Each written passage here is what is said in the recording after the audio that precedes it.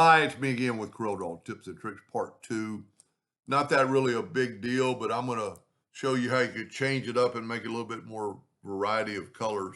I'm going to Control D, Alternate C, and this time I'm just going to duplicate it over 10 degrees. So we have this one. So then you could go up to Object and Group and ungroup it, and you could change some of these colors. Like you could take that one right there and make it you could use white. So this way you can't, you know what, we can change this one as long as we make it, well, I've got to ungroup both of them. And I'm just thinking ahead. And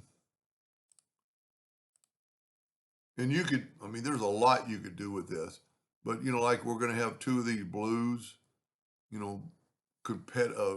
relatively all the time. Let's go ahead and make this one red. And you could actually probably draw lines between there, but like this yellow, and we'll make it purple, take a few other colors and just change. That's almost too much like the other colors. That's not our separation. So you could change like a couple of colors on each of these and then group that all together, Control G, then go to the an alternate C to have it rotate from the center of the page, and go to the transform docker,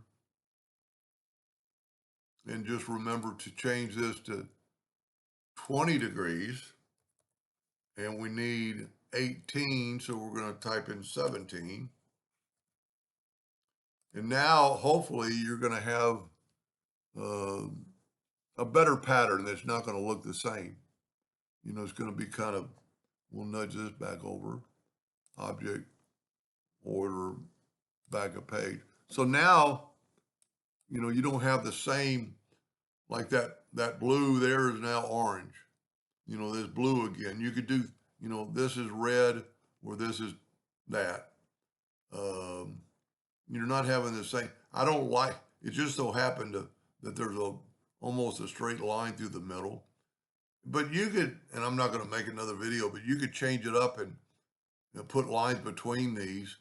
So that's a pretty cool, a little snippet of information, just alternate that one. Anyway, hope that helped a little bit. Thank you for watching.